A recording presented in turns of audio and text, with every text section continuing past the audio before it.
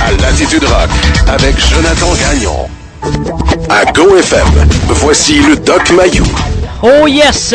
Ready to go, comme dirait l'autre, mardi le 11 novembre. Pierre Mayou, bonjour. Oui, bonjour, Jonathan. Je veux pas passer 10 minutes là-dessus ce matin, Doc, là, mais le débat entourant le débat des chefs de la campagne électorale provinciale, on va-tu être assis, on va-tu être debout, on va-tu faire ça comment? Est-ce qu'on est dans la catégorie « je perds du temps et je m'assume » ? Ouf, écoute, est-ce que ça change quelque chose? Ben, c'est pour ça. On en parle à tous les jours dans les bulletins de nouvelles. Et là, le Parti libéral ne veut pas être assis. On veut être debout, comme dans le bon vieux temps, avec un lutrin au lieu d'être table ronde. Est-ce que ça change quelque chose? Ben, effectivement, tu viens de le dire, Jonathan. Oui. Qu'est-ce que tu viens de dire, comme dans le bon vieux temps? Oui. Alors, avant l'ère des médias, il y avait des débats. Il y avait des débats politiques, des débats contradictoires. Les différents candidats s'affrontaient et là, ça donnait lieu à des bonnes discussions, à des échanges. Et régulièrement, à la porte des salles où se réunissaient, des salles paroissiales, il y avait des foires d'empoigne. C'est-à-dire que ça se battait à coups de poing. Alors, les citoyens se battaient, les bleus se battaient contre les rouges, puis ça se tapait. Ça gageait, puis ça se tapait. Maintenant, c'est une époque qui est révolue. Alors, le débat des chefs, c'est une activité passéiste, c'est une activité du passé folklorique qui n'a absolument aucun impact, aucune espèce d'impact sur qui que ce soit, en quoi que ce soit. Parce que il y a des conférences de presse maintenant quasi quotidiennement. Alors, ceux qui sont intéressés par la politique suivent ça au quotidien et non pas une ou deux fois dans la campagne. OK. Bon, fait que peu importe comment ça va finir. Ça fait partie de notre folklore. Ouais, c'est ça. Le débat en soi, on n'écrira pas un livre là-dessus. Ah, non, de la grande insignifiance. Bon, le message est passé. Parce que insignifiant, dans le sens de non signifiant, pas insignifiant dans le sens de stupide. Insignifiant, c'est-à-dire sans conséquence, sans signification. Ça veut rien dire. Ah non, sans impact. Oubliez ça, là. J'avais beau regarder ça, décortiquer ça de tous les bords, tous les côtés. Lorsque je vois les analystes se confondre en décortication du débat. Hey, allô? Ben oui, mais... Allô? Faut juste... Vous n'êtes pas au niveau de la collectivité. Vous prenez le monde pour des imbéciles. Arrêtez, s'il vous plaît. Ah oui, mais faut justifier notre salaire, Doc. Dans ce cas-là, ces gens-là qui font ça, faut qu'ils justifient leur paye. Exact. C'est du bien-être social déguisé. Ah oui. Il y a énormément d'emplois qui sont de l'aide sociale déguisée. Comme? Ah, écoute, devant le quoi. Parce que il y en a beaucoup. Vous aviez dit travailleuse sociale? Pas nécessairement. Non? Ça peut. Pas nécessairement. C'est surtout au niveau des fonctionnaires dans plusieurs ministères. Oh, OK, oui. Intéressant. Oui. Alors, il y a beaucoup, dans tous les ministères, il y a un pourcentage de fonctionnaires, par exemple, qui ont comme fonction de modifier des formulaires. Ah, ça, c'est de l'aide sociale déguisée. Ouais, c'est à tous ça. les 2 ans, ils modifient un formulaire, ils amènent un petit changement dans le formulaire d'impôt. Et souvent, un petit changement enquiquinant, irritant. Ouais. Mais ça, c'est un thrill au niveau professionnel. Là. Ben oui. Et ça représente beaucoup de monde. Alors là, il y a celui qui va avoir l'idée, qui a conçu le petit changement sur le rapport d'impôt. C'est juste une petite ligne. Alors, à partir du moment où il y a une petite ligne de différence, il y a un petit point, il y a un petit numéro, tous les formulaires doivent être réimprimés. Alors, c'est une nouvelle réimpression et on jette toutes les anciennes. Comprends-tu le beau bien-être social déguisé? Ben oui, le beau système. Ça me met un exemple, ouais. ça. Doc, juste pour conclure, au niveau politique, il y a toute cette histoire de la chanson des bébés, là, Elle est snob, qui est étiquetée Apolline Marois. Vous, Madame Marois, est-ce que vous l'avez déjà rencontrée, Doc? Non. Personnellement, là, one-on-one. Non, j'ai vu les Thibault à 3 reprises, mais pas Pauline Marois. Pauline Marois, je l'ai jamais rencontrée, je pense. Non? Ah oui, je l'ai croisée sur un plateau, avec Louise Deschâtelet. Oh! Tabarnou, je l'ai croisée. Louise. Et puis je venais de la planter. Elle m'a pas regardé. Oh, oui, je l'ai déjà croisée. Il y a à peu près 3-4 ans. Attends un peu, je vais faire perdre mon cellulaire, là. C'est votre cellulaire, ça? On dirait un vieux téléphone à cadran. Ben oui, mais écoute, je suis les originaires du passé. Hey Doc, il y avait quelque chose qui a attiré mon attention. Normal, je suis un homme. Julie Pelletier, en fin de semaine, dans le Journal de Montréal, qui nous invitait à plonger dans les décolletés. Elle disait, regard sur les décolletés. Une femme qui choisit d'exposer davantage sa poitrine au regard attire nettement l'attention des hommes. Vous, est-ce que vous pouvez démystifier le décolleté ou le message est assez clair? Non, le message est clair, c'est vrai, ça, là. C'est vrai, ça a été démontré par une étude faite aux Indes il y a 3-4 ans. OK. La conclusion, c'est quoi de cette étude-là? Ah, ben, ce qui stimule, ce qui intéresse le plus les hommes sexuellement chez les femmes, c'est les seins. Et de loin. Gros ou petit? Ah, peu importe la grosseur, ça n'a rien à voir avec la grosseur, là. OK. Mais... Alors, l'élément d'attrait majeur pour les femmes, pensez-vous le mot, c'est une paire de tétons. C'est bien plate, là, mais c'est la réalité. OK. Ah, c'est pas vos yeux, c'est pas votre sourire. Oubliez ça, là. C'est les niaiseries que les hommes vont dire. Ben moi, ce qui m'a fasciné le plus quand je l'ai vu, c'est ses yeux. Maudit niaiseux. Téton, menteur. Bon, mais c'est pas une stratégie, ça, Doc, quand on courtise? Ben oui, non mais la stratégie du mensonge, je l'aime pas. Oui, elle est largement pratiquée. Oui. Oui, la majorité des hommes cruiseurs mentent effrontément dans leurs attitudes courtisanes. Ouais. T'as raison. Parce mais que, ce n'est pas parce que la vaste majorité le font que c'est correct de le faire. Alors, l'histoire de mentir, c'est bien de valeur, ça fait pas partie de mon arsenal de séduction. OK. Mais là-dessus, évidemment, c'est tout de suite de dire que je ne pogne pas ou très peu. OK. Donc, vous, ce que vous dites, c'est l'homme qui se pointe pour aller jaser à cette femme qui l'a allumé d'une certaine façon. Il va y dire la vérité, donc il va y dire « Méchant beau décolleté, bonjour, je m'appelle Jonathan ». Ouais, à ce moment-là, c'est bien une valeur, mais c'est la dernière chose que tu aurais dû dire, c'est la vérité. Ben, c'est ça. Alors, le sort, lui, les niaiseries habituelles. Si tu as une vraie tarte devant toi, dis-lui qu'elle a des beaux yeux, dis-lui que son sourire est très attrayant. Mais parle-lui pas de ses boules. Ben non, mais parce que la tarte, là, elle prendra pas. C'est la tarte, elle te montre, elle t'attire avec ses boules, mais elle voudrait que ce soit d'autres choses. Comprends-tu? Ben non, la nouille, c'est tes boules qui attirent. Niaiseuse, t'en es pas rendu compte encore? Ouais, mais vous nous avez dit, Doc, la semaine dernière, pas plus tard que vendredi, qu'il y a 19% des femmes qui ont de l'allure. Donc, il y a des bonnes chances de pogner des tartes, finalement. Ben oui, c'est majoritaire. Je dirais chance, je devrais dire à des risque. degrés différents. Alors, t'as des petites tartes et des grosses tartes. Alors, comme chez les hommes, d'ailleurs, le pourcentage est le même, là. Mesdames, rassurez-vous, là, c'est qu'il n'y a pas plus il y en a pas beaucoup. Il y a moins de 20% des hommes qui ont de l'allure. Et il y en a beaucoup. Les morons sont majoritaires, mais à des degrés différents.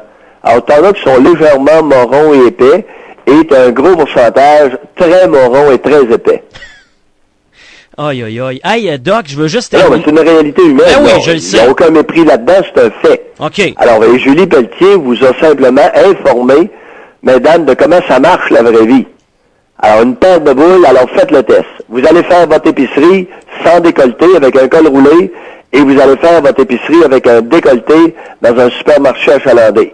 Constatez, faites le test, mesdames, et vous allez voir la réaction des hommes. Ah, c'est visible, c'est facilement observable. N'importe quelle femme allumée a fait ce test-là. Mais ils sont en minorité. Doc, j'ai une question. Ça a peut-être l'air bien niaiseux, là, mais cet intérêt, cet attrait pour les hommes envers les seins, là, l'étude dont vous avez parlé, est-ce qu'il faut faire un lien avec le fait que, bon, il y a supposément un lien maternel au niveau de l'allaitement et tout ça, ou pas en tout? Non, je pense pas. Non? Je pense pas. Maintenant, ta question est intéressante. Qu'arrive-t-il dans les tribus où les femmes se promènent les seins à l'air? Est-ce que dans la relation sexuelle, les hommes vont être portés à caresser ces seins-là et à les sucer? Je le sais pas. La question est bonne. Là-dessus, j'ai jamais rien lu. Mais je me suis posé la question. OK. À partir du moment où on cache les seins des femmes, dans tous ces pays-là, les seins deviennent des zones érogènes. Alors, et par contre, dans les tribus africaines, dans les tribus de l'Amérique du Sud, des forêts brésiliennes, entre autres, est-ce que les hommes voient les seins comme étant excitants? Est-ce qu'ils les caressent lors des relations sexuelles pour exciter la partenaire? Et est-ce que les femmes qui ont les seins exposés en permanence, ou presque, est-ce qu'elles perçoivent leurs seins comme étant attrayants sexuellement et zone érogène et désireuses de se les faire caresser pendant les relations sexuelles? Comprends-tu? Ben oui, je comprends très bien. C'est une question très pertinente ce matin et je n'ai pas la réponse. J'ai jamais rien vu là-dessus. OK, ben on peut réfléchir. Ouais. Puis... Et tout ce qu'on sait maintenant, c'est bien établi. Puis c'est une étude à partir des Indes. Et je pense pas que ce soit contredit, Jonathan. Alors, ce qui est le plus attrayant sexuellement pour les hommes, la partie de l'anatomie féminine qui est la plus attrayante, c'est pas les yeux, c'est pas le sourire, fuck you les niaiseux. Ce matin, ce sont les seins. Correct? Oui. Dans tous les pays où les seins sont cachés. Maintenant, est-ce qu'on ne les aurait pas cachés à un moment donné, précisément parce que c'était attrayant sexuellement? On peut se poser la question aussi. OK. Je parlais tantôt de l'allaitement. L'allaitement, ça va jusqu'à quel âge, selon vous, Doc? Là, à quel âge on arrête ça? Ben, ça varie beaucoup. Moi, je te dirais, écoute, dans les tribus, à nouveau, on part des pays africains, des pays primitifs. Dans les pays primitifs, il y a beaucoup d'enfants qui sont allaités jusqu'à 2 ans, 2 ans et demi. Alors, un enfant de 2 ans qui est encore allaité, c'est pas un problème comme tel. Maintenant, les garçons, t'as été les questions ce matin, toi? C'est que, pour les garçons, il n'y a jamais eu d'études qui ont été faites là-dessus.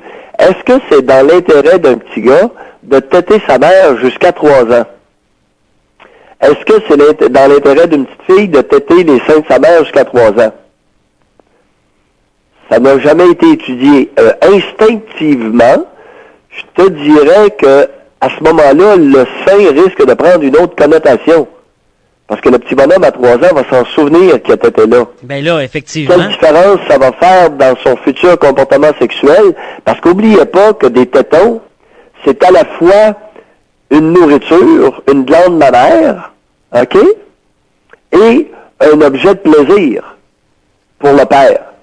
Alors, c'est un biberon pour l'enfant, mais c'est un jouet pour le père.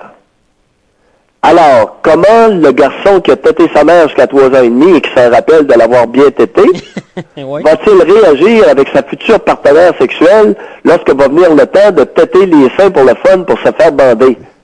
Je le sais pas.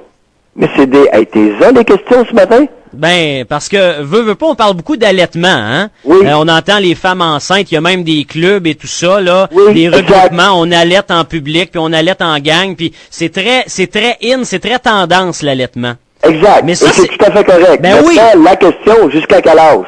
Écoute, 1 an et demi, 2 ans, là. 1 an, 1 an et demi, 2 ans, vous êtes nécessairement dans le bon chemin. Passé 2 ans, ben là, ça devient discutable parce que on ne connaît pas les conséquences sur l'enfant. C'est simplement ça mon point. OK. Mais comprends-moi bien, là, je suis pas contre ni pour passer 2 ans. Je ne sais pas ce que ça fait à l'enfant. Et dans toutes ces histoires-là, mesdames qui avaient de l'allure et mesdames les tartes, souciez-vous de l'intérêt de l'enfant. Je répète, est-ce qu'il est dans l'intérêt d'une petite fille de téter sa mère à 3 ans? Est-ce qu'il est dans l'intérêt d'un petit garçon de téter sa mère à 3 ans? Il y a si on se fie sur le règne animal, peut-être qu'on peut se donner des réponses. Exemple, cette année, j'ai eu 2 juments, l'année passée, j'ai eu 2 juments qui ont pouliné, et j'ai laissé les poulets téter 1 an, 12 mois, après leur mère, parce qu'elles n'étaient pas gestantes. Comprends-tu? Oui. Et je dois te dire que ça fait des sacrés beaux poulets. Et c'est très facile d'élever des poulets qui ont été longtemps après leur mère. Ils ont été en liberté dehors, à l'extérieur, tout l'hiver, sans abri, et sans aucun problème. Ah, c'est très facile. Ils têtent le lait de leur mère et ils mangent le grain et le foin avec leur mère. Alors, on n'a pas à se soucier de quelle quantité qu'ils ont mangé, ce qu'ils ont assez mangé. Ça fait des maudits beaux poulains. Un poulain qui tète 12 mois après sa mère. En tout cas, j'ai pas fini là-dessus. Je vais essayer de faire des téléphones. Oui. Et on ne pourra pas se dissocier du règne animal sur cette question-là, Jonathan. Et deuxièmement, on aurait avantage à un moment donné à s'interroger et à étudier les enfants qui ont tété leur mère passé un peu 3 ans, jusqu'à 3 ans et demi. Comprends-tu? Ouais, les impacts, c'est quoi? C'est ça. Est-ce qu'il y a des impacts positifs, négatifs, tout en dissociant les garçons des filles? Parce que moi, j'ai eu des commentaires là-dessus. Disons que le discours que je vous sers ce matin n'est pas dénué de connaissances. Connaissances empiriques, me direz-vous, connaissances que j'ai acquises à rencontrer beaucoup de monde dans mon bureau, puis dont plusieurs femmes m'ont parlé de ça. Ils m'ont parlé de la réaction de leurs filles. Comprends-tu? Ouais. Et c'est sûr que la relation, le rapport au sein d'une petite fille qui a tété 3 ans, 3 ans et demi n'est pas le même. Et j'ai eu l'occasion de rencontrer des jeunes adultes, entre autres une femme qui avait tété sa mère jusqu'à 3 ans et demi. Je n'ai pas vu beaucoup de cas, mais je n'ai